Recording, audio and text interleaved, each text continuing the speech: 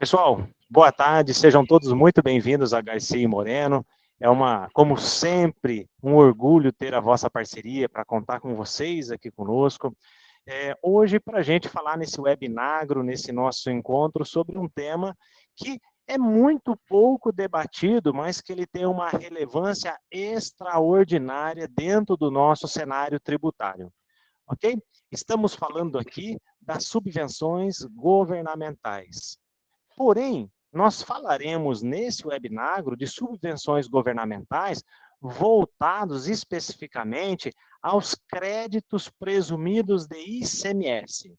Afinal, vocês sabem que quando você adere a um programa de incentivo em que você tem uma contrapartida do Estado que te concede uma benesse, de uma redução tributária do ICMS em virtude ah, de você ter um crédito presumido deste tributo, você acaba, por consequência, tendo aí um tratamento contábil totalmente extraordinário pelo reconhecimento deste crédito a nível de receita lá nas nossas contas de resultado das demonstrações financeiras do nosso balanço patrimonial. Agora, veja bem, quando a gente trabalha com esse assunto e fala que a consequência de um crédito presumido de ICMS é o seu reconhecimento a nível de uma conta credora num grupo de demonstração de resultados, seja aí do DRE, numa empresa comercial, seja do DSP, numa sociedade cooperativa, veja bem, estamos falando, então, de um efeito direto sobre o resultado da nossa entidade. É sobre isso que a gente quer falar. Afinal, qual é o tratamento tributário que nós temos que atuar ou quais são as frentes e os debates que estão existindo hoje no nosso cenário para a tributação do imposto de renda, da contribuição social e das contribuições para o PIS e para a COFINS. É nesse cenário que nós vamos estar discutindo e debatendo com vocês hoje, traremos aí os aspectos a nível administrativo, vamos debater também o que nós temos dentro do nosso cenário judicial, como que essa matéria está sendo trabalhada, beleza?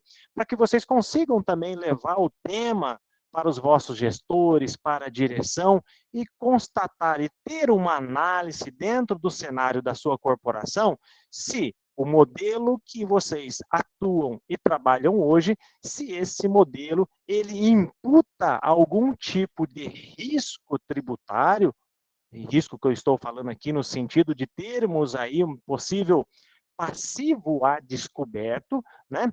Ou até mesmo, de repente, se nós adotamos alguma medida e existe aí alguma oportunidade tributária para atuarmos de forma a não encarecermos também a nossa operação em cima desse benefício que é concedido a nós pelos estados. Quando eu falo de subvenção governamental derivado de crédito presumido de ICMS, gente, nós temos isso praticamente em todos os estados do Brasil. Vou dar um exemplo aqui. Por exemplo, no estado do Mato Grosso, nós temos alguns programas de incentivo que têm a finalidade de fomentar algumas atividades, especialmente aquelas atividades industriais. Falo aqui, um deles seria o PRODEIC. O PRODEIC é muito conhecido dentro do estado do Mato Grosso, né? E os contribuintes, na sua grande maioria dentro do agronegócio, são adeptos, né? Fazem parte desse programa estabelecido ou concedido pelo estado do Mato Grosso. Em outros estados também nós temos as mesmas situações. Aqui no Paraná, por exemplo, também temos situação que as fiações são beneficiadas também com créditos presumidos para fomentar e causar um efeito de redução de carga tributária para que o produto aqui do nosso estado também tenha uma maior capacidade concorrencial em relação ao mercado. E assim por diante, todos os estados têm essa operação e concedem benefícios aí através dos famosos créditos presumidos.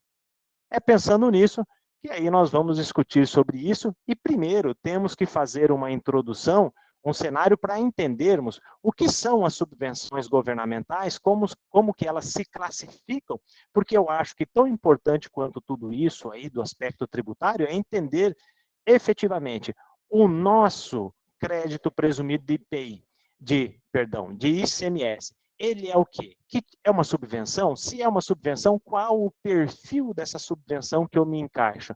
Beleza, gente? Para isso, trago aqui um consultor super conhecido de vocês, sócio da Garcia e Moreno, o William, que vai fazer para nós aí uma introdução e levar esse assunto para nível de contabilidade e os debates que nós teremos aí de imposto de renda e contribuição social. William, seja muito bem-vindo, a palavra é sua. Olá, Wellington. Olá, pessoal. Boa tarde. Mais uma vez, um grande prazer estar com vocês nesse evento. Agradeço a confiança e a oportunidade que vocês nos dão sempre, né? Essa credibilidade vale ouro para nós e a gente está aqui para trazer mais um assunto que tem trazido diversas discussões, tem trazido posicionamentos divergentes e como é padrão da Garcia Moreno, e vocês sabem disso, a gente está sempre buscando tomar as dores dos nossos clientes e discutir juntos, né? Estar juntos nesse dia a dia aí, para que vocês tenham e se sintam também amparados por nós nessas discussões. Subvenções é um tema complicado, porque as subvenções se dão de diversas maneiras junto aos entes do governo, né? Então, existem subvenções no âmbito federal, estadual e até mesmo municipal. O que são subvenções por conceito, então? São benefícios econômicos fiscais ou financeiros fiscais que o governo, que a União, os estados ou os municípios fornecem aos contribuintes. Isso pode acontecer de diversas maneiras. A gente tem isenção de impostos, tem redução de tributos, temos subsídio de juros, dação ou doação de bens imóveis, temos também mecanismos, né, de contrapartidas, créditos presumidos, né, que é o assunto foco aqui nosso hoje. Então, toda forma que o fisco, seja em qualquer esfera, abre mão de receitas em favor de um contribuinte, é classificado, né, pela legislação, tanto contábil quanto tributária, como uma subvenção. Ocorre que, em algumas circunstâncias, essas subvenções possuem tratamento de receita, que foi o que o Wellington tratou com vocês. Quando a gente fala de receita, por consequência, o nosso sistema tributário tem diversas implicações. Uma vez que eu contabilizo uma receita no meu resultado, vocês sabem, elas começam a ser fato gerador de PIS e COFINS, ser fato gerador de imposto de renda, que tem como base de cálculo lucro, e é com esse foco que a gente quer tratar hoje do crédito presumido. Justamente porque o crédito presumido, ele é uma das subvenções que é reconhecida como receita no seu resultado. Então, a maioria dos contribuintes hoje, por ter esses créditos presumidos, eles abrem mão de alguns outros créditos fixos que eles teriam nas aquisições, certo? E, nesse momento, esse crédito que seria uma redução do seu custo de aquisição, deixa de existir e, em contrapartida, nasce um crédito presumido que ocorre geralmente sobre uma venda. E isso figura como um resultado dele, em vez de redução do custo lá na composição da minha indústria, na composição do meu estoque. Veja como é discrepante esse tratamento. Por quê? Se eu tenho uma situação onde uma subvenção é a redutora do meu custo na minha aquisição, porque ela me concedeu um crédito, né? Ela dá um tratamento de estoque. Quando eu falo de um crédito presumido sobre a venda, que é a questão aqui hoje, nós vamos falar de uma receita. Então, conhecer essas situações é importante para que a gente não acabe onerando tributariamente nossa empresa, tá? Para isso, a gente precisa separar as subvenções em dois grupos, dois grandes grupos que a legislação tributária dá. Contabilmente, tudo é subvenção. Para fins contábeis, para nós não tem diferença nenhuma. O CPC 07 trata tudo isso como subvenção. Porém, tributariamente, aqui eu estou falando especialmente no âmbito federal, tá? Imposto de renda, contribuição social, o fisco separa essas subvenções em dois grandes grupos. O primeiro a gente chama de subvenções para custeio. O que significa? O termo custeio significa que essas subvenções, aquele benefício financeiro ou fiscal que o Estado me deu, tem a finalidade de custear minhas atividades. Então, é um benefício que acontece no meu dia a dia. É um benefício que o fisco me dá, geralmente sem nenhuma condição, para incentivar a minha cadeia produtiva. É o caso que a gente vê, por exemplo, dos alimentos de cesta básica, que são isentos, né, de ICMS, tem benefícios tributários de PIS e COFINS. Então, assim, é uma subvenção que a gente conhece e que tem a finalidade de beneficiar aquela cadeia e não onerar o meu produto final, certo? Então, nas diversas cadeias de comercialização que a gente conhece no Brasil, esse produto tem desonerações tributárias, tem benefícios de subvenção dos governos, para que ele chegue num preço adequado ao consumidor final. Essa subvenção para custeio, ela é considerada pelo fisco de livre movimentação. Ou seja, eu tenho esse benefício na minha pessoa jurídica, eu acabo não tributando ou tendo uma redução tributária na minha organização e eu não preciso dar destino nenhum para ela. Ou seja, eu movimento ela do jeito que eu quiser. Se a minha empresa no final do ano apresentou um lucro de 10 milhões em virtude desse benefício, eu posso até distribuir para os sócios. Então, isso é uma subvenção para custeio.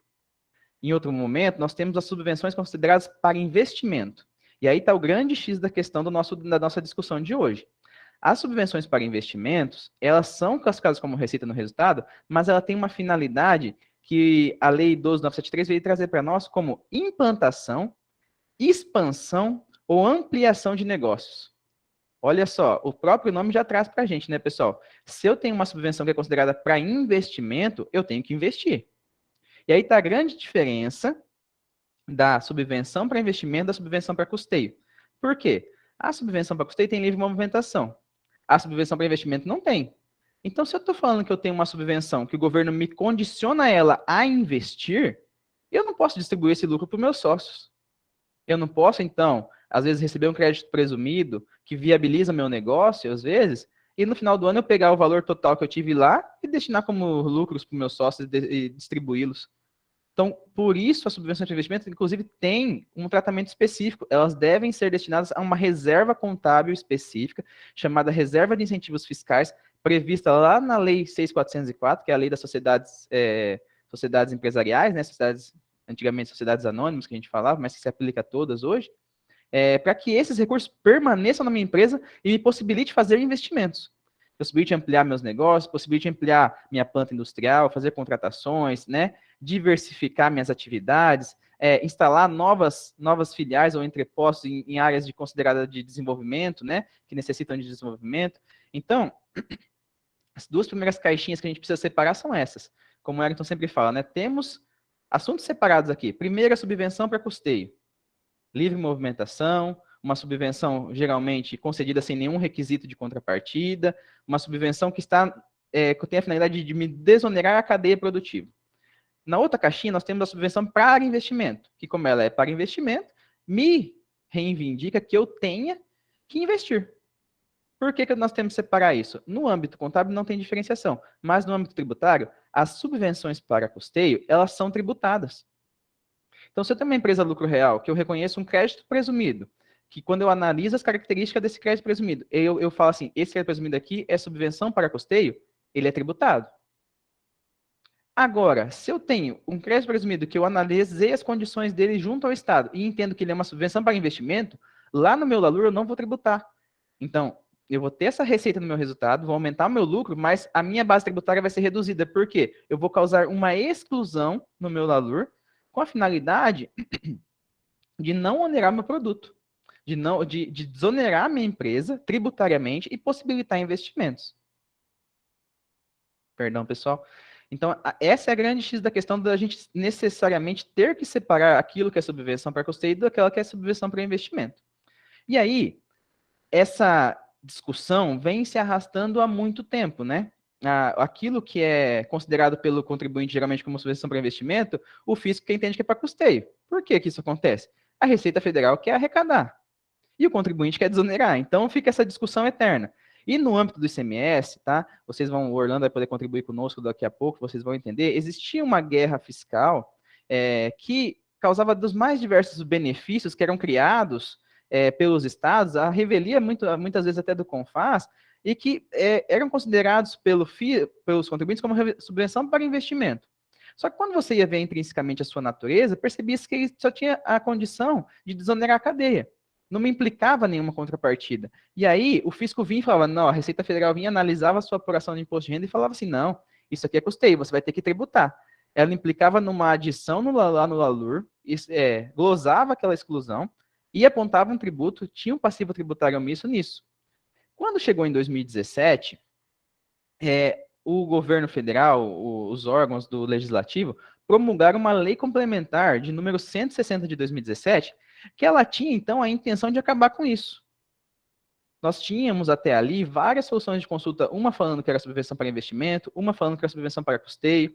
Nós temos até mesmo soluções de consulta que falam do PRODEIC, que é muito familiar a todos vocês aqui, ou pelo menos a maioria, perdão, pessoal, que falavam que os créditos presumidos do Prodeic era considerado subvenção para investimento. E horas depois, ou momentos depois, nós tínhamos outra falando que isso era subvenção para custeio.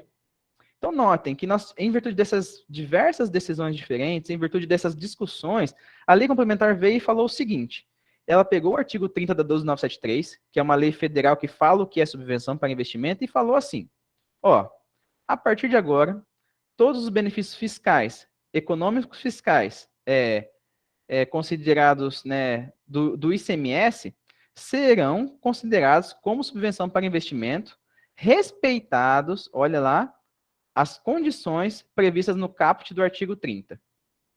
Então, o que o legislador ali teve de intenção? Ele veio trazer para os contribuintes uma realidade em que praticamente tudo na esfera legislativa do ICMS seria considerado para fins de lucro real subvenção para investimento, né? Porém, quando ele resolve, vou pegar o texto aqui exatamente para você, tá? Para vocês, o que a legislação está falando? Ela fala assim: os incentivos e os benefícios fiscais ou financeiros fiscais relativos ao ICMS concedidos pelo Estado ou pelo Distrito Federal são considerados subvenções para investimento, vedada, olha essa palavra, vedada a exigência de outros requisitos ou condições não previstas nesse artigo. Quando isso aconteceu, pessoal, todo mundo veio e falou assim: agora tudo que é de ICMS, todo benefício de ICMS é subvenção para investimento e bora excluir isso aí no lucro real, bora desonerar a minha empresa. Porém, as pessoas olharam só o texto e falaram até o vedada outras exigências. Só que esqueceram de ver que o texto fala assim: aquelas não previstas nesse artigo. E aí as pessoas pegam, os contribuintes pegam as teses jurídicas, pegam o parágrafo 4º isoladamente e não olham o que fala o caput. Ou seja, a legislação, quando ela alterou, ela falou assim: eu não posso exigir nada daquilo que já não está previsto no caput. Quando a gente olha o caput, o que ele fala? Olha só: as subvenções para investimento, inclusive mediante isenção ou redução de impostos, concedidas como estímulo à implantação ou expansão de empreendimentos econômicos e doações, serão consideradas destinadas à reserva de lucros, né, que trata a Lei 6.404. Notem, pessoal, que o artigo 30 não trouxe nada de novo. Ele falou o seguinte: é subvenção para investimento, aquilo que a gente conversou até aqui, os benefícios fiscais concedidos como estímulo à implantação ou expansão de empreendimentos. O que ocasionou isso na época? Muitos desenvolveram teses, muitos estudiosos tributários desenvolveram teses que todo benefício poderia ser excluído do LALUR. A gente viu até situações que nem configuravam receitas, tá, pessoal? De isenções ou reduções na base de cálculo sendo tratadas como subvenção para investimento no LALUR, sendo que isso não tinha impacto nenhum no resultado. Vocês sabem que o lucro real, ele parte de um lucro contábil. Nós tínhamos situações de benefícios fiscais de ICMS que tão pouco impactaram o resultado e que estavam lá sendo excluídos no LALUR. Essa semana, algumas 2 semanas, o STJ veio e desclassificou isso aí, chamou isso aí de fabricação de crédito. Até temos um artigo no nosso portal onde falamos disso ontem, tá, pessoal? Indico a vocês que estejam lendo, porque é um assunto complementar ao que nós estamos discutindo hoje. Enfim, essas teses vieram e tudo que tinha de crédito presumido no âmbito estadual, todos os fiscos, todos os contribuintes passaram a excluir no âmbito federal, passaram a dar tratamento de subvenção para investimento no lucro real, na apuração do imposto de renda e contribuição social. Só que o fisco analisou isso. E no começo do ano passado, saiu uma solução de consulta onde o fisco se pronunciou sobre esse assunto. Ele falou assim: pessoal, vocês estão olhando para o parágrafo 4º, que veio da lei complementar, falando que os benefícios fiscais do ICMS são incentivos, subvenções para investimento, e estão esquecendo de olhar o caput do artigo 30. O que o fisco falou ali para nós? Ele falou assim: ó, só é subvenção para investimento se os requisitos do artigo 30 forem cumpridos. Quais são eles? Que esses benefícios sejam concedidos como implantação, como estímulo à implantação ou expansão de empreendimentos econômicos. Então, assim, o meu crédito presumido, ele só pode ser excluído no meu LALUR, e isso eu estou falando para vocês no âmbito administrativo, tá, pessoal? Vamos separar aqui novamente. Se cumpridos os requisitos de concessão como estímulo à implantação ou expansão de negócios. O que isso quer dizer? Quando o Estado vai lá e promulga esse crédito presumido e concede aos contribuintes, a intenção do Estado ao fazer isso é que ele seja concedido aos contribuintes como incentivo a investimentos. como incentiva a implantação de novos negócios, como incentiva a expansão de negócios já existentes, e não que ele possua uma característica de livre movimentação, como é o custeio. Então, quando o fisco analisou essa situação, ele falou assim, eu não posso exigir nada fora o que está aqui, mas isso aqui já está previsto na lei. Então, vocês precisam observar se vocês têm cumprido esses requisitos. Por quê? Nós temos diversos estados que concedem crédito presumido sem qualquer tipo de fiscalização, sem qualquer tipo de necessidade de implantação, de expansão, simplesmente como forma de troca. Então, você troca o seu crédito por esse, concede um crédito presumido. Então, ó, se você abrir mão do teu crédito fixo aqui do ativo imobilizado, você pode, lá do seu CIAP, você pode tomar um crédito presumido. Só isso está escrito na legislação. Ou se você abrir mão dos créditos que teriam no teu estoque, você pode tomar crédito presumido. Nessa situação, se não existe no Estado a intenção de conceder esse benefício como estímulo à implantação e expansão, ele não é uma subvenção para investimento. E foi isso que a Receita Federal veio manifestar. Você não poderia estar excluindo esse crédito. Você teria que estar tributando. E isso vai tão longe, pessoal, que o que a Receita manifestou? Ela falou o seguinte, inclusive, como o texto legal fala isso, se você tiver um crédito presumido que não tem a intenção prévia de implantação e expansão de negócio, você pegar esse valor, aplicar no seu negócio, investir, me comprovar, né, que você investiu, que você ampliou suas instalações, se a origem dele não tem essa finalidade, você não pode excluir. Então, olha só como a Receita tem sido arbitrária nesse sentido. E é por isso que tem causado diversas discussões no âmbito judicial. O CARF veio na última semana discutir esse assunto e reafirmou o que a Receita falou por 5-3. Falou, ó, eu concordo com a Receita Federal. Nós votamos a favor que a Receita Federal não pode exigir nada do que já não esteja no caput do artigo 30. Mas o que está lá tem que ser cumprido. Ou seja, esse crédito presumido precisa ser concedido, né? Perdão, pessoal. Como requisito à implantação ou expansão de negócios. Então, a gente percebe que, a partir da Lei Complementar 160 de 2017, deixou de ser observada essa questão, e a gente vem alertando há algum tempo, temos, inclusive, também artigos no nosso portal sobre esse assunto, que os contribuintes não estão preparados para essa situação. Eles simplesmente passaram a excluir, e o que pode acontecer no futuro é que eles sejam autuados sem ter nenhuma defesa, sem ter nenhum tipo de resguardo, nenhum tipo de amparo, que consiga comprovar fixo que ele poderia ter excluído aquilo. Às vezes, o que acontece? O departamento fiscal simplesmente sabe que tem um crédito presumido e apropria, mas não vai analisar, ou não vem aqui junto ao Garcia Moreno perguntar qual que é a finalidade desse crédito presumido. Como que funciona o meu programa? Por exemplo, Prodeic. Como que funciona o Prodeic no âmbito do meu estado? O meu estado concedeu o Prodeic para mim com a intenção de eu expandir meus negócios? Ou será que ele está só subvenciando minha cadeia produtiva?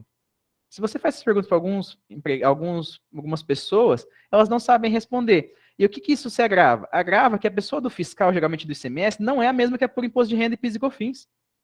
Então, essa comunicação, por ela não existir, acaba trazendo esses prejuízos fiscais, deixando passivos omissos. Qual que é a nossa finalidade hoje, então? Trazer esses dois profissionais para essa discussão. Trazer vocês para esse cenário, para que vocês saibam verificar internamente qual é o meu crédito presumido. O meu crédito presumido atende os requisitos ou não atende? Eu posso excluir ou não posso? Isso é necessário porque no âmbito administrativo, para aquelas pessoas jurídicas que não gostam de discussão, né, que tem um perfil mais conservador, como o perfil da Garcia Moreno como consultoria, não seja necessário depois discutir isso aí no âmbito judicial. Porém, nós sabemos também que existem visões diferentes, existem teses que aí não estão nem talvez vinculadas à questão de subvenção ou não, que permitem a exclusão. E aí é um assunto que o Orlando vai falar para nós aqui, que eu até gostaria de ver se o Wellington quer ter algum comentário para falar com vocês, ou já posso passar a palavra para o Orlando para que a gente continue essa discussão aqui. William, o que acontece? Eu acho que o grande, para que eles entendam o cenário do que está sendo debatido, é o seguinte, né? Nós temos na nossa discussão de hoje, nós temos aqui o debate em relação ao crédito presumido do ICMS nos estados, que dentro do processo de apuração do ICMS, eles são escriturados, reconhecidos, deduzidos do nosso ICMS a pagar no mês, e que isso contabilmente, esse crédito presumido de ICMS, precisa ser levado para uma conta de resultado e que lá, segundo a melhor prática, segundo as nossas normas internacionais de contabilidade hoje, isso lá no nosso grupo de resultado vira uma receita. Né? Vira uma receita. E o debate aqui, pessoal, nesse momento, entendam bem, nesse momento que nós estamos falando aqui com o William, essa receita que eu estou reconhecendo lá no meu grupo de resultado, ela é passivo de ser levado para o Elalur e para o Elax, numa condição de exclusão do meu resultado contábil para que eu tenha uma redução na minha base tributária, haja vista isso ser uma subvenção governamental, a gente viu pelo William aqui o seguinte, olha, todo o cenário que a Receita Federal traz para nós e que nesse momento está vigente e deve prevalecer, tá, pessoal? Acredito que vai prevalecer nesse sentido que o fisco tem larga vantagem nessa discussão aí, no nível administrativo que o William está falando. Por quê? Observem bem. Se é uma receita, se eu fui incentivado, o que o William nos posicionou, e o William me corrija se eu estiver errado, William, que se essa subvenção, ela for uma subvenção para investimento, ou seja, ela tem uma finalidade de fomentar o meu crescimento para que a minha organização desempenhe um papel social, mais reforçado na comunidade em que a gente está inserido, ou seja, normalmente é para incremento de produção, geração de mais empregos e N situações que acontecem, né?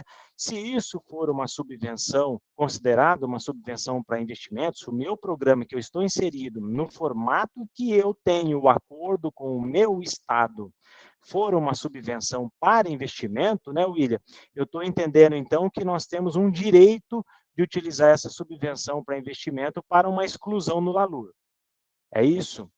Agora, se nós tivermos uma condição que ela já é mais levada a uma condição de mercado, veja bem, em que o benefício do crédito presumido de ICMS que eu tenho no meu programa acordado junto ao Estado, tem uma finalidade de desonerar minha carga tributária, tornando o meu produto mais competitivo, mas sem a exigência de uma contrapartida para com a sociedade, veja bem, o William manifestou no sentido que isso é uma subvenção para custeio, né? E sendo uma subvenção para custeio, a Receita Federal deixou claro, amigão, não tem como você tirar isso daí do LALUR, ou seja, do teu resultado contábil, isso será levado a uma condição de tributação do imposto de renda e da contribuição social sobre essa parte, essa receita que foi levada lá para o grupo de resultados com a nomenclatura, né,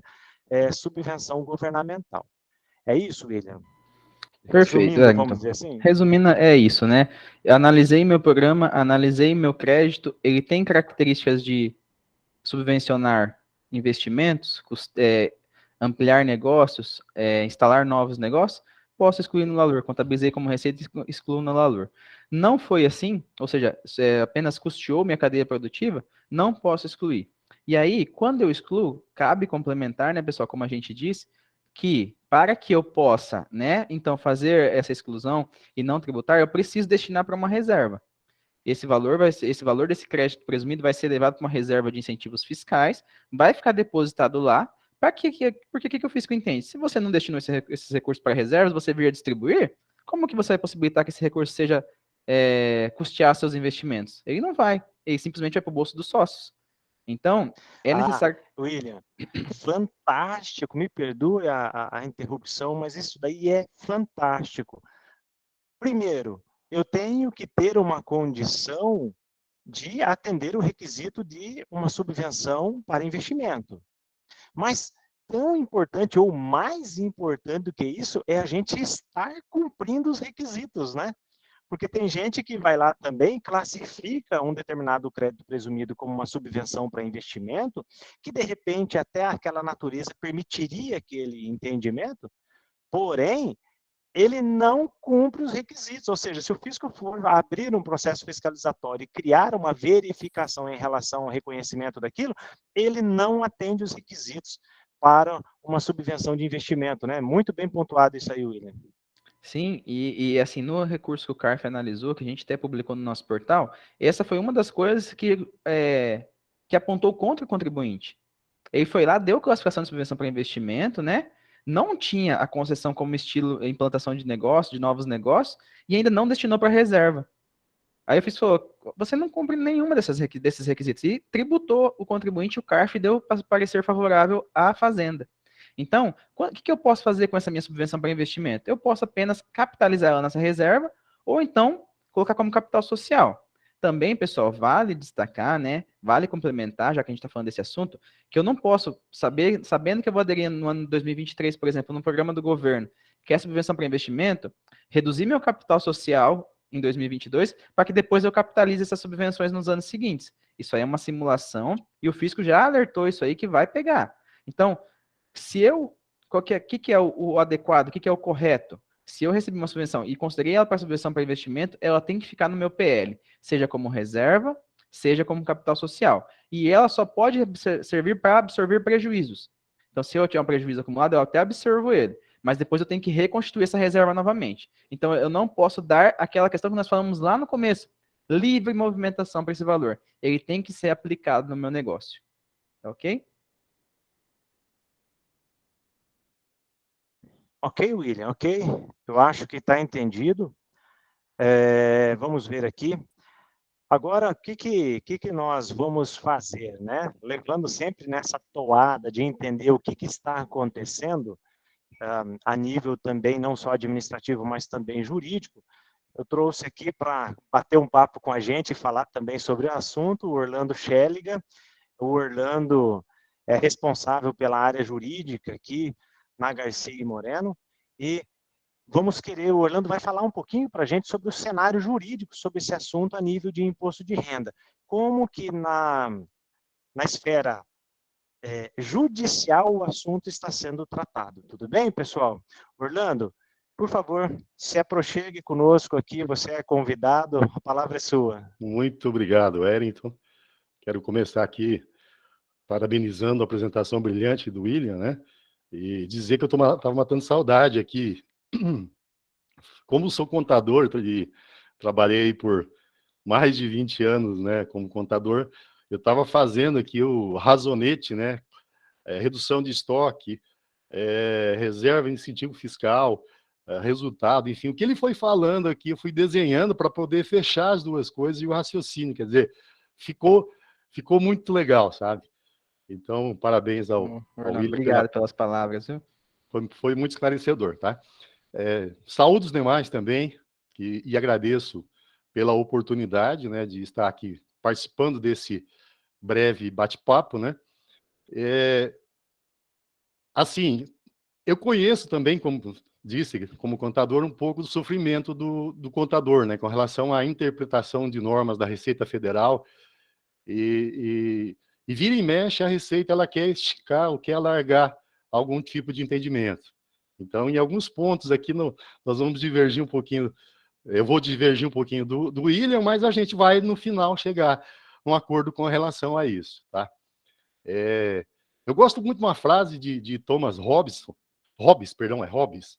é um filósofo inglês, né? Ele fala assim que o Estado é o grande Leviatã, que ele nunca é saciado, ou seja, então ele está sempre criando imposto, ele está sempre criando regra para a ânsia de estar arrecadando. Então, o contribuinte ele tem que ter esse cuidado de analisar, ou de estar sempre atento para verificar se uma norma, uma lei, principalmente a Receita Federal, via solução de consulta, via ato interpretativo, enfim, ao invés de estar ali dando esclarecimento, às vezes não está extrapolando ou tentando legislar sobre o assunto, tá? Então, é um ponto, uma observação que eu coloco.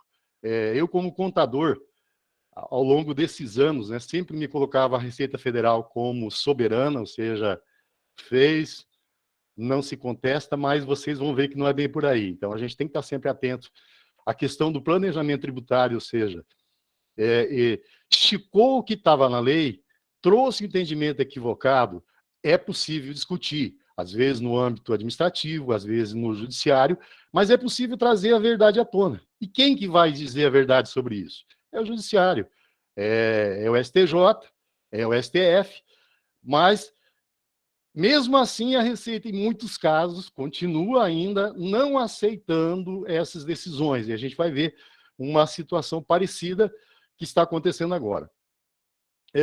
Eu só quero voltar um pouquinho aqui na questão da guerra fiscal que o William comentou. Então, essa guerra, já comentei em outra ocasião, os estados concediam, então, benefícios, benesses fiscais do ICMS à revelia do CONFAS, que a revelia da Constituição, inclusive, está lá na Constituição Federal dizendo que tem que haver uma lei, tem que haver uma normatização para que se conceda o benefício fiscal. Mas aí estava toda essa benesse já aí jogada ao contribuinte.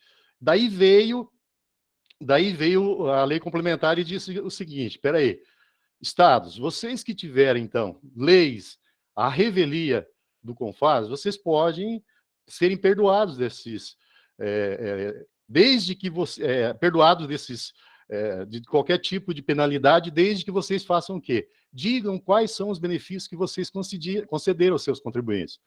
E de que forma isso ocorreu? Então, a lei veio, a lei disse, mediante convênio, então a lei deu uma condição que teria que ter um convênio para isso, e veio o convênio 190 de 2017, que ele trouxe regras, então, para que o Estado, concedente do benefício, para poder fazer a convalidação, ele tenha que fazer o quê? Publique, é isso que eu tenho de normas contrárias à Constituição Federal, e eu vou depositar o segundo item, depósito na Secretaria Executiva do CONFAS. Feito o depósito, um terceiro item, que é a republicação no Diário Oficial.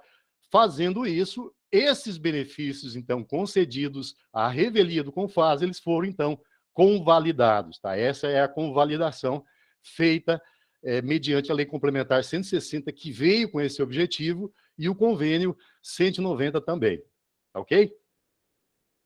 Dito isso, eu quero passar um pouquinho, então, na questão jurídica. Então, na questão do imposto de renda e da contribuição social, o assunto foi discutido no STJ lá em 2017.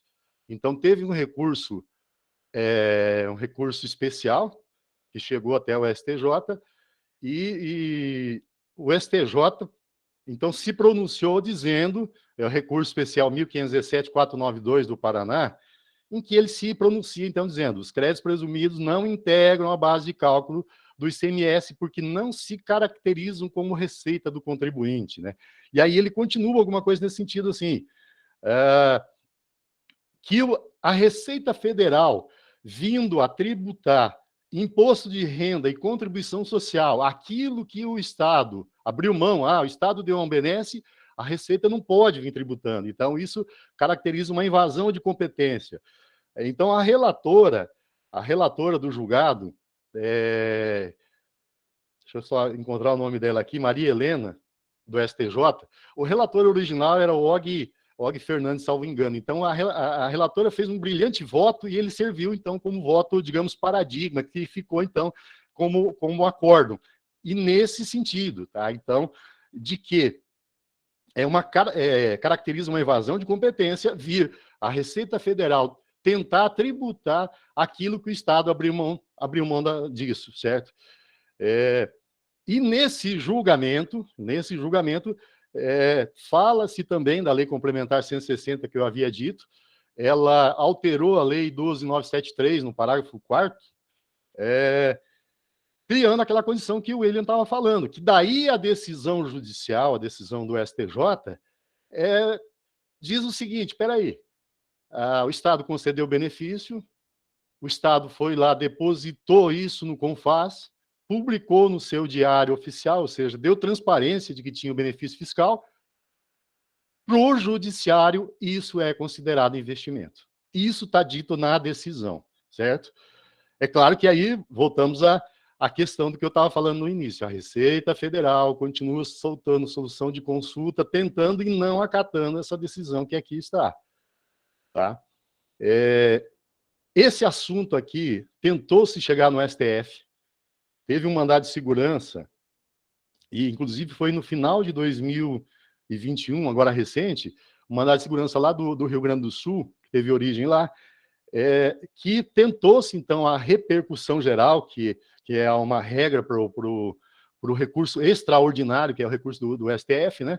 Só que o STF falou, não, peraí, isso aí já foi analisado pelo STJ, não tem repercussão geral, perdão, tem repercussão geral, porém já foi analisado e não é matéria constitucional, ou seja, é de competência do STJ julgar e devolver o processo.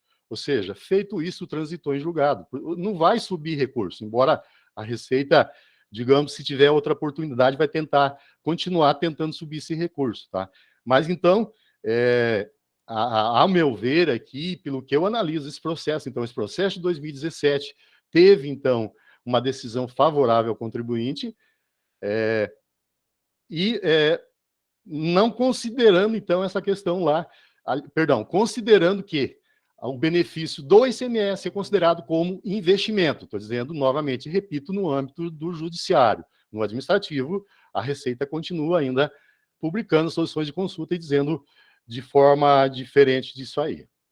Tá ok? Então, falar assim, para o início de conversa, com relação a esse assunto, do imposto de renda e da contribuição social, era isso. Daí eu fico aí, né, à disposição, não sei a dinâmica de como vai proceder com perguntas, enfim, mas eu acho que dá para a gente tocar a bola aí.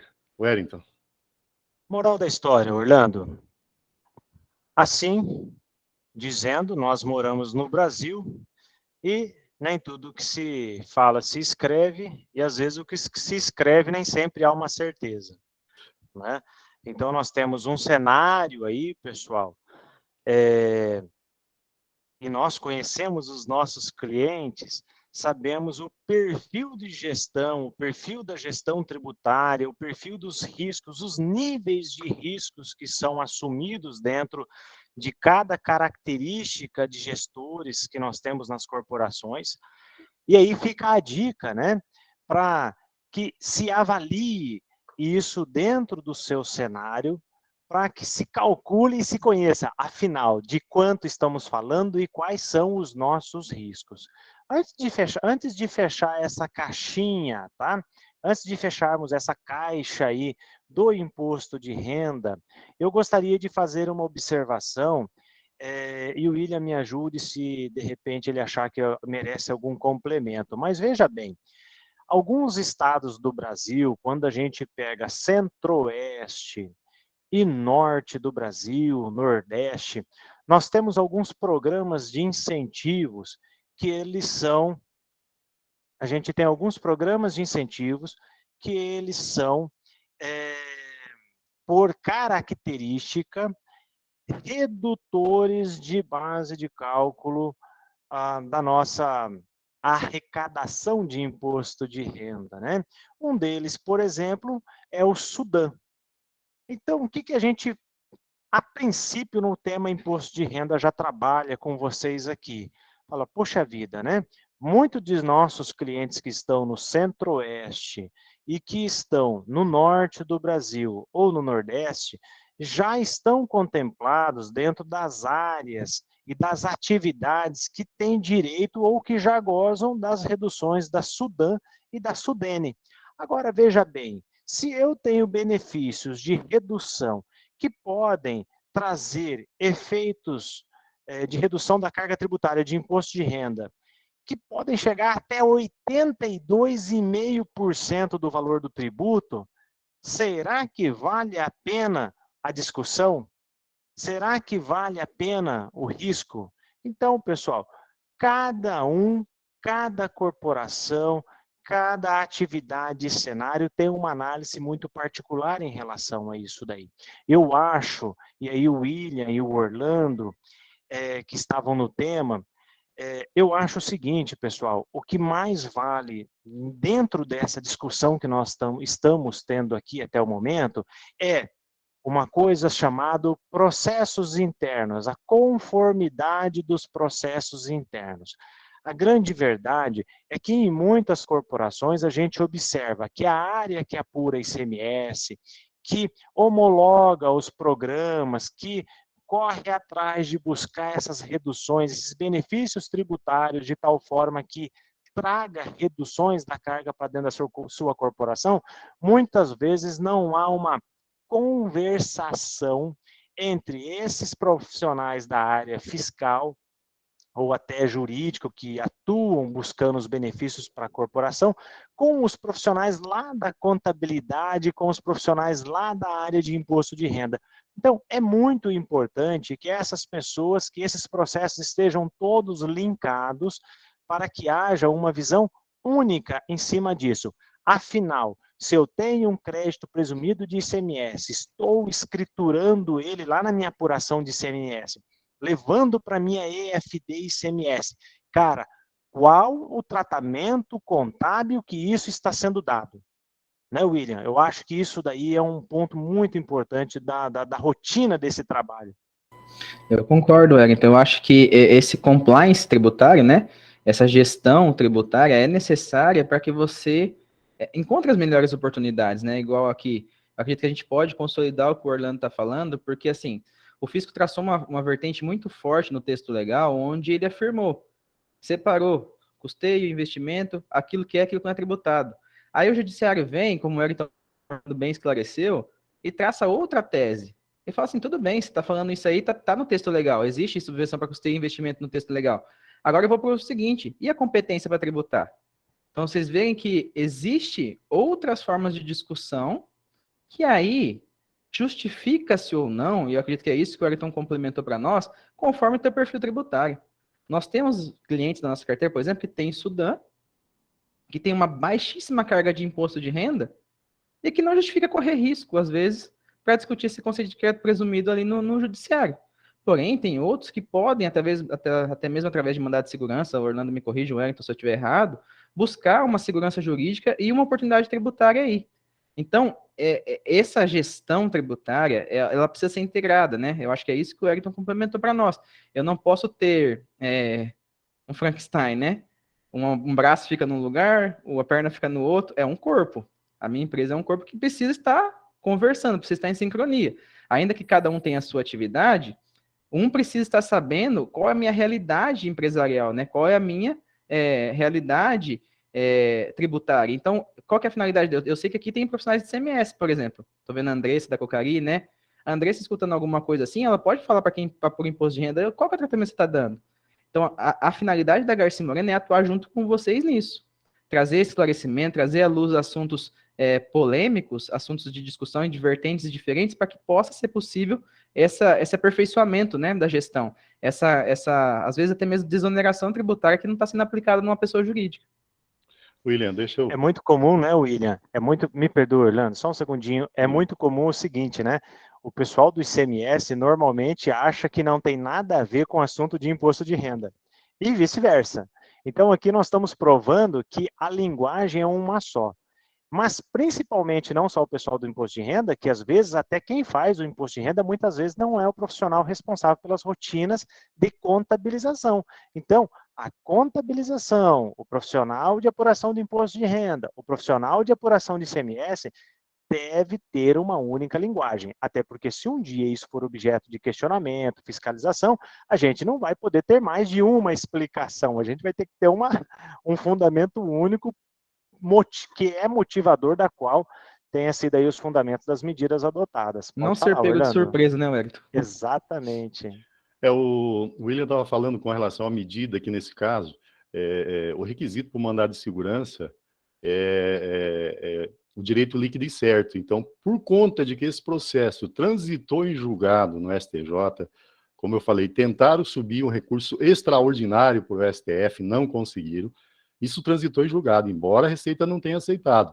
Então, aqui é um requisito legal do mandado de segurança. Você pode, porque você tem já a prova do direito constituída. O STJ se manifestou, disse o que entende sobre isso. Então, você tem o direito líquido e certo. Então, é um requisito, nesse caso, do mandado de segurança, né? Eu acho que até a gente vai comentar um pouco adiante também com relação a isso, mas o mandado de segurança ele não tem sucumbência, né? E também, de repente, quem analisar, de repente é possível impetrar uma ação nesse sentido aí, para salvaguardar, digamos assim, um futuro, digamos que mude. Não é o que eu particularmente entendo, tá?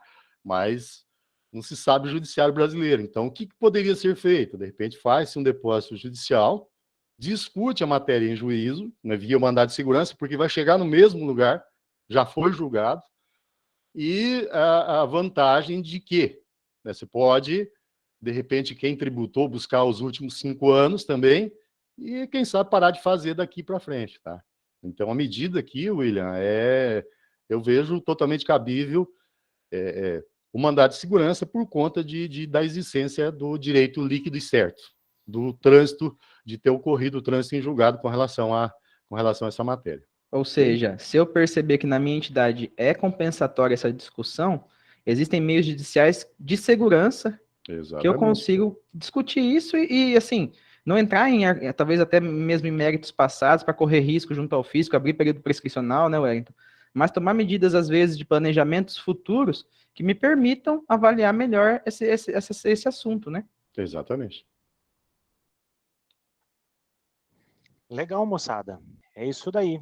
O que nós temos até nesse momento, então, são as definições em relação aos aspectos conceituais das subvenções aí, que tratam o crédito presumido do IPI, seja ele no caráter... ICMS, né? Crédito presumido de ICMS. Meu Deus, eu estou com o IPI na cabeça, né? Crédito presumido de ICMS, se ele está dentro de um caráter, dentro da minha corporação, se ele tem uma característica de uma subvenção para investimento, ou se é uma subvenção para custeio, né? E dentro desse cenário, é óbvio que se a gente fala, veja bem, lá desde o processo introdutório da nossa fala de hoje, a gente vem construindo a ideia que o crédito presumido do ICMS vai refletir numa escrituração contábil e um reconhecimento lá de uma conta credora, ou seja, é uma receita. Né? E dentro das nossas corporações do agronegócio, nós apuramos o PIS e a COFINS com base no regime não cumulativo. Partindo desse princípio, nós temos como fato gerador dessas contribuições qualquer natureza de receita, independentemente da sua classificação contábil. E aí começamos a ter outro problema. Então, saímos da apuração, dos debates de apuração de imposto de renda e contribuição social, e agora a gente entra no debate de, cara, então essa receita de subvenção governamental, afinal, ela é tributada ou ela não é tributada para fins de PIS e de COFINS? Para falar sobre isso daí, eu convido meu amigo, parceiro de trabalho aqui, o Gabriel Chiuli, também muito conhecido aí de vocês todos, nossos clientes. Gabriel, seja bem-vindo. Fala para a gente um pouquinho aí, afinal, tem PIS e COFINS ou não tem sobre as subvenções? Olá, Wellington, aos demais também. Uma boa pergunta, né? Primeiramente, agradeço pela oportunidade de mais uma vez participar desse evento, né? Um evento bacana pra caramba aí, os webinars lançado pela Garcia Moreno. E aí, fechando, então, a caixinha lá do Imposto de Renda e Contribuição Social e adentrando, então, as contribuições para o PIS e para a COFINS. Vamos partir, então, da essência desse tributo, né? Como o William já vinha falando, e acredito que é de conhecimento de todos aqui, o imposto de renda e a contribuição social, ela incide sobre o resultado da pessoa jurídica, né? Sobre o lucro. E quando a gente fala em PIS e COFINS, a gente vislumbra que a essência dele é sobre entradas de recurso, ou seja, aqueles recursos que impactam diretamente em aumento patrimonial da pessoa jurídica, ou seja, recursos capazes de gerar riqueza, né, para a pessoa jurídica. Então, esse conceito básico aqui, vocês vão ver que lá na frente vai fazer toda a diferença na nossa discussão aqui, no nosso debate, né? Falando em PIS e COFINS, então, adentrando mais aos regimes, né? No regime cumulativo, aquele que é regido lá pela Lei 9.718 de 98, as contribuições ali cumulativa incide sobre a receita bruta da pessoa jurídica. Aquela receita bruta é compreendida lá no artigo 12 do Decreto-Lei 1598 de 1977. E ali a gente consegue visualizar que a receita bruta ali, o conceito é dado como se fosse as receitas operacionais da pessoa jurídica, né? Então, de cara, a gente consegue identificar que as subvenções governamentais ali, os créditos presumidos de ICMS, não teria a incidência, né? Ou seja, as receitas dos créditos presumidos não teria a incidência de PIS e da COFINS, porque não estaria no conceito de receita bruta.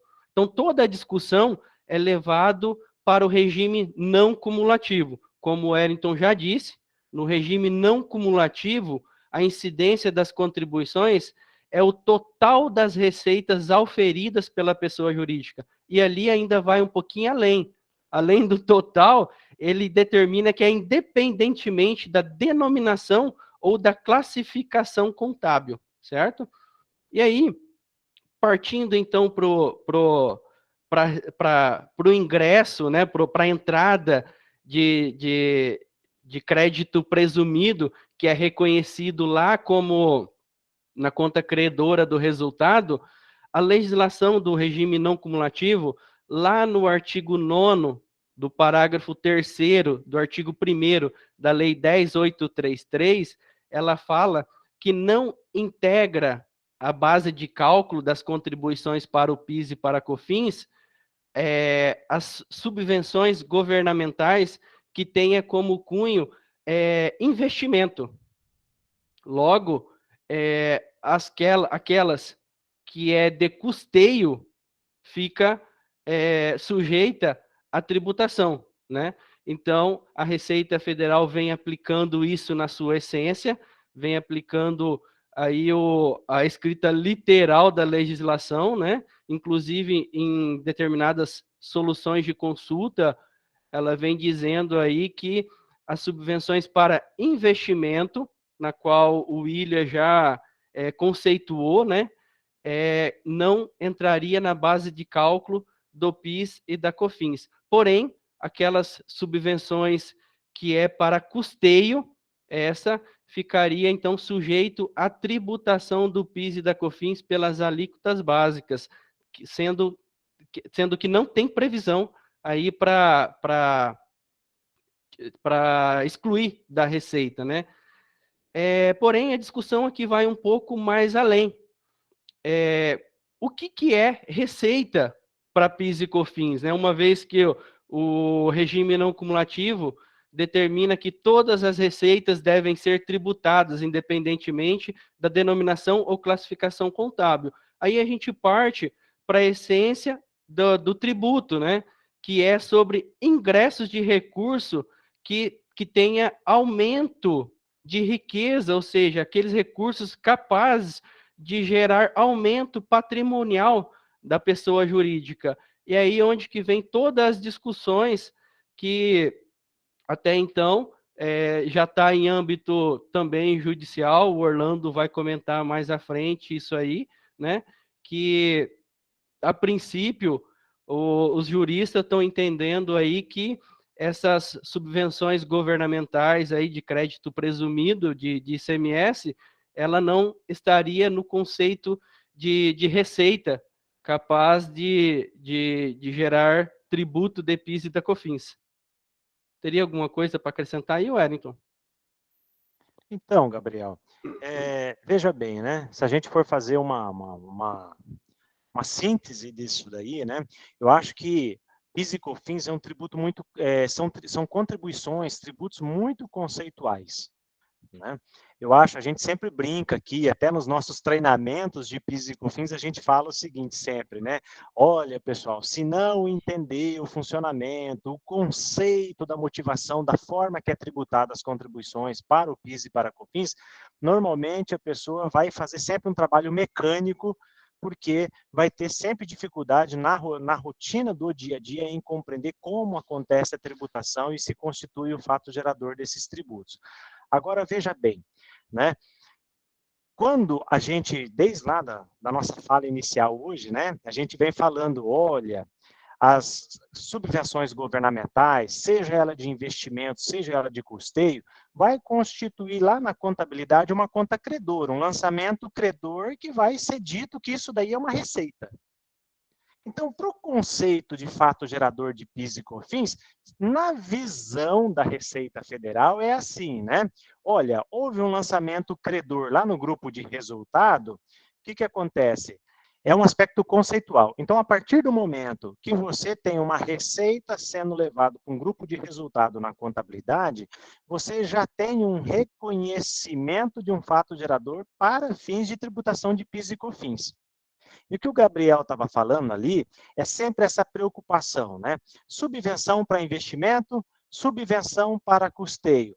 A legislação de PIS e COFINS, lá desde a sua constituição da não cumulatividade, no artigo 1º da Lei 10.637, por si só, lá na legislação já está claro dizendo o seguinte, olha, se a sua subvenção para investimento, aliás, se a sua subvenção governamental, ela é para fins de investimento, você vai poder excluir da sua base de cálculo de PIS e COFINS, né, você vai poder deduzir, né, dessa carga tributária esses valores reconhecidos no grupo contábil lá de receitas, considerados subvenções para investimento.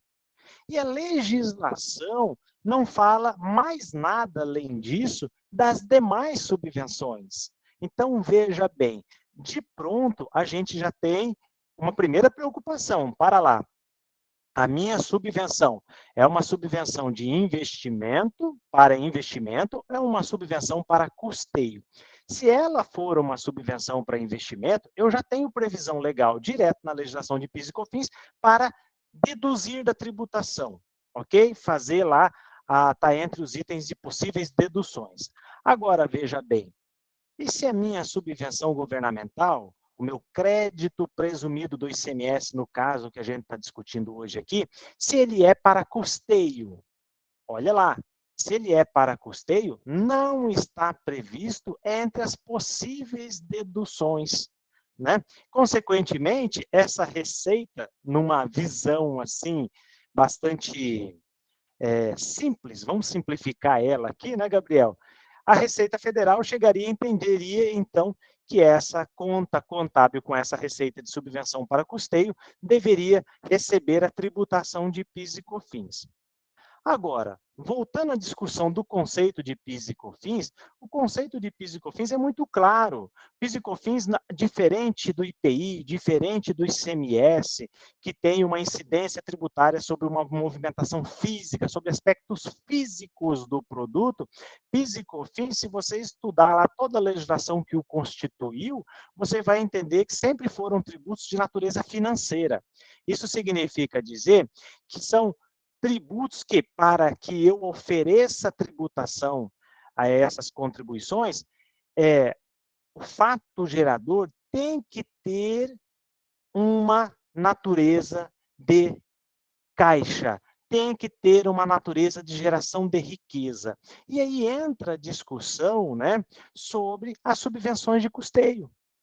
Tá, mas a subvenção de custeio, por si só, tá? Ela já é definida e estabelecida na legislação para, como o próprio nome diz, custear a atividade a qual eu estou vinculado.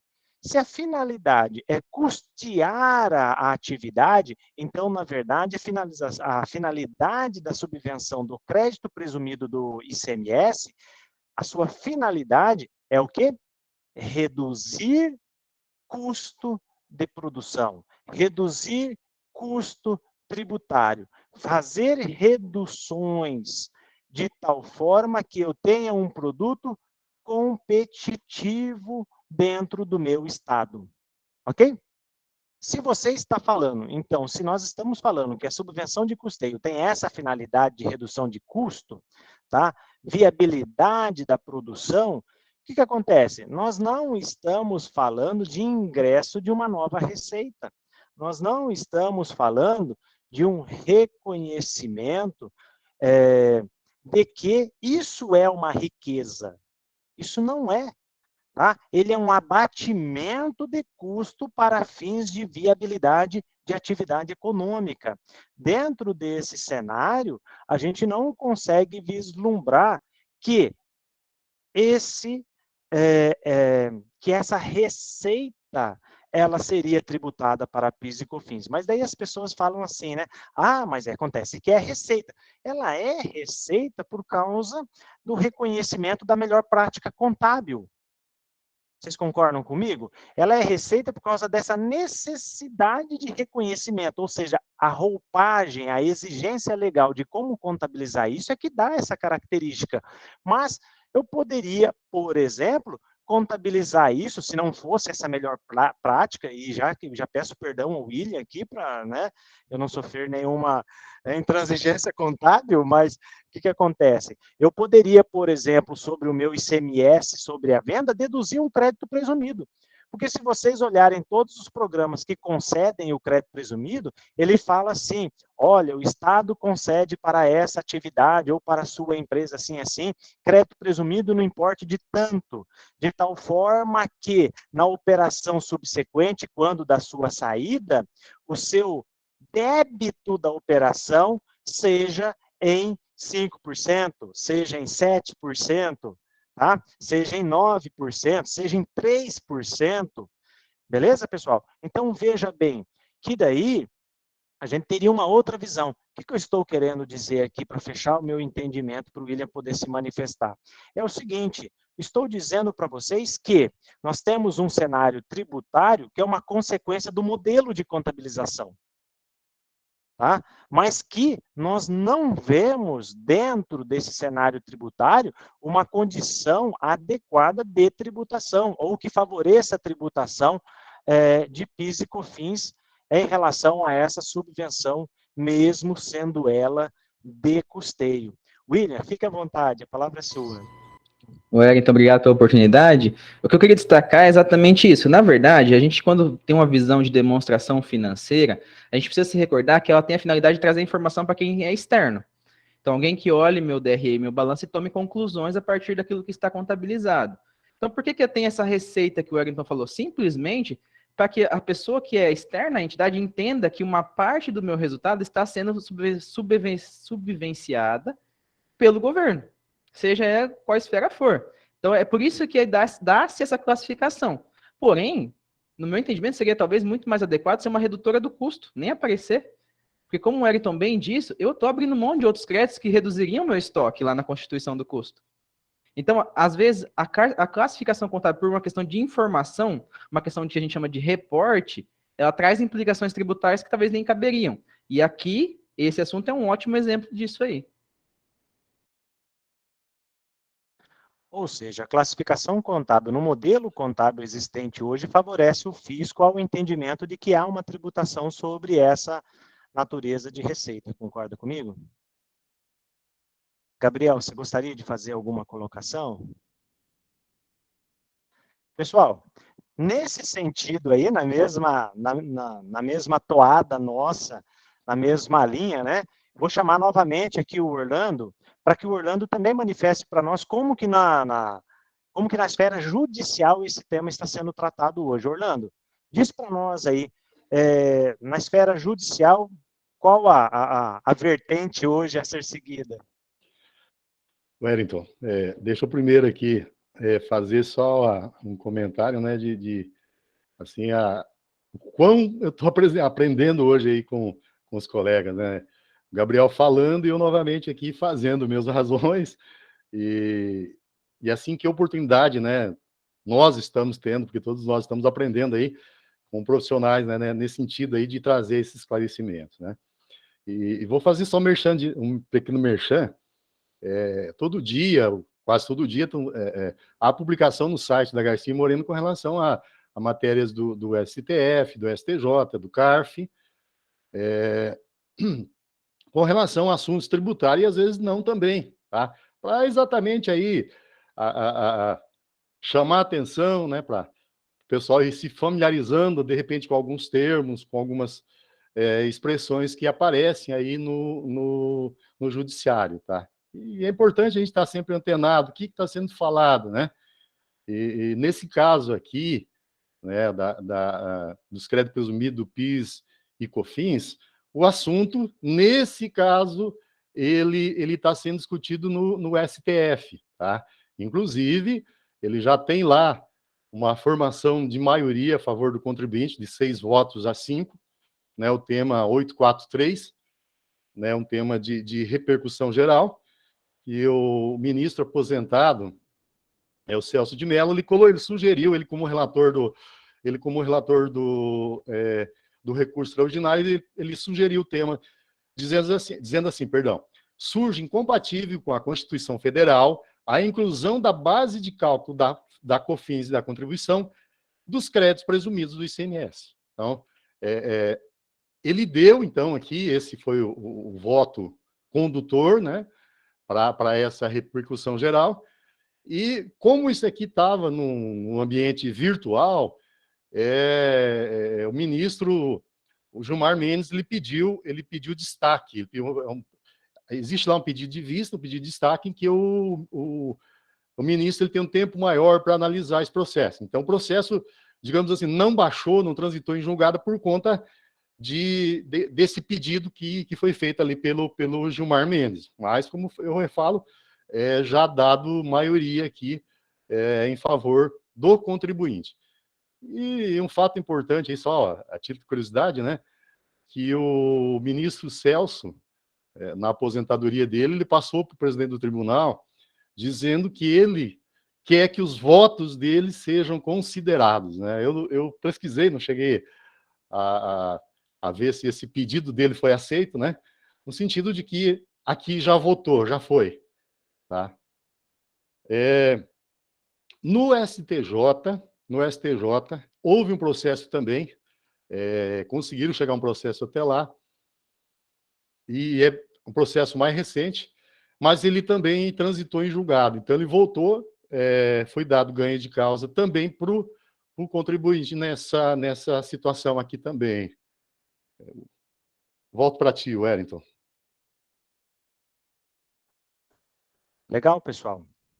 Vejam bem, eu acho que o que é importante, dentro de todo esse cenário, o que é importante é uma avaliação, um merecido estudo nas corporações, tá? De tal forma que saiba-se e se conheça, né, quais são as medidas que na nossa entidade, na nossa empresa, na nossa cooperativa está sendo feito, afinal, o que está sendo feito em relação a esses temas, tá? É por isso que a gente teve interesse de trazer a matéria, porque, pessoal, estamos falando aqui de valores milionários em qualquer entidade do agronegócio. Não estamos falando de pouco dinheiro, tá? Então, isso não pode ficar aí embaixo do tapete e correr um risco de constituição de um passivo a descoberto. Beleza? Gabriel, fique à vontade, pode falar. Só lembrando que a discussão que foi levado para o STF também está no momento foi levado ao STJ e no momento está em andamento ainda no STF. Ele não leva o mérito se é subvenção para custeio ou subvenção para investimento, né? E ali a discussão é se é receita capaz de incidir PIS e COFINS ou não. Então, essa é a discussão que está no momento lá no STF. Ou seja, é mais importante ainda, né, Gabriel? Porque dependendo, tanto faz se isso é uma subvenção para investimento ou para custeio, meu crédito presumido, se a gente ganha, a gente leva um pacote total. Aí a gente não precisa do debate aí de qual tipo de subvenção, né? Muito importante sua colocação. William, fica à vontade. Só para complementar naquele assunto que a gente encerrou o imposto de renda, Wellington, que como no PIS e COFINS nós não temos aquelas naturezas de benefícios que a gente sabe que as empresas têm na Sudan, por exemplo, é uma análise separada e que cabe, né, talvez um olhar diferente de assunção de discussão, né, porque no imposto de renda muitas vezes a gente é beneficiado e já não precisa discutir isso porque a carga já é baixa. No PIS e COFINS é uma realidade diferente. É uma receita que não possui, que eu estou abrindo mão, como você disse, de algumas riquezas que eu teria de créditos, e ainda assim o fisco está me cobrando tributo sobre ela, né? Aí, William, muito bem colocado. O que é importante nessa discussão aí, o Orlando me confirma se eu estou na linha correta, mas vejam bem, a partir do momento que eu estou falando que a Receita Federal, se pegar na esfera administrativa, vai tributar, mas que eu tenho já uma larga vantagem no judiciário, tá?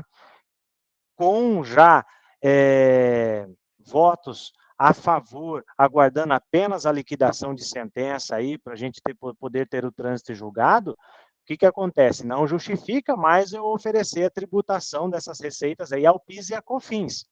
Considerando isso, também, por estar na esfera judicial, acontece aquilo que no passado aconteceu com o Fundo Rural. Para eu gozar do direito, eu preciso ter um amparo jurídico. Então, pessoal, fica aqui o registro.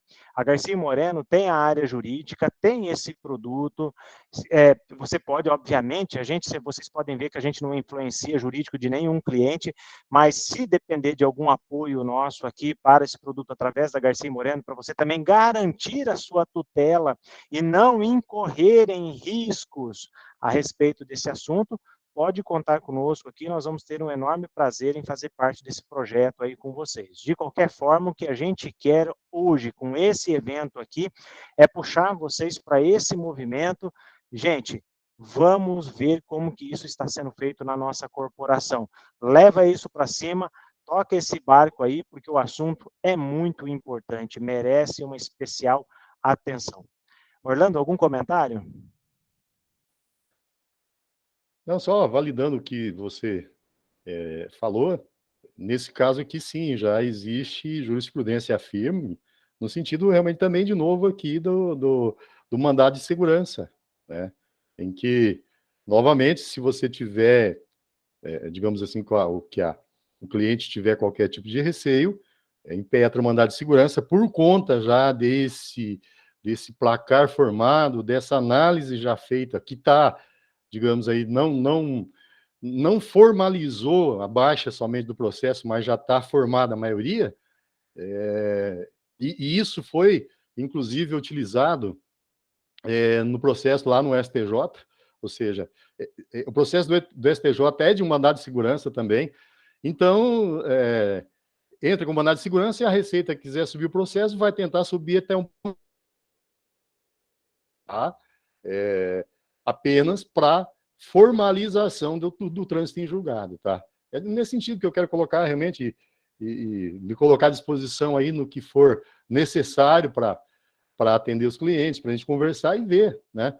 De repente aí, né? Se for o caso, me passa um e-mail, enfim, fico à disposição para que a gente possa conversar sobre o tema. É isso, Wellington. Tá, Jorge, Orlando, obrigado. Pessoal, isso era o que nós tínhamos para hoje, é o nosso tema que estava nomeado para esse debate aqui. Esperamos ter chamado a atenção de você, da sua equipe. Trata isso internamente aí na sua corporação. Vocês sabem que aqui na consultoria vocês têm todo o apoio necessário para aderência desses debates aí dentro da sua entidade. E nós, obviamente, ficamos à disposição e tenha certeza que quando surge esses trabalhos, a gente tem um enorme prazer em fazer parte dos vossos projetos, ok? Termino aqui agradecendo ao William pela participação, ao Gabriel, ao Orlando, esses dois últimos aí estão em casa porque estão convidados, né? E muito obrigado pela participação, William. Suando, Gente, suando um pouquinho frio aqui, mas tudo bem. Tudo em ordem. pessoal, muito obrigado a todos vocês, tá? E faça isso.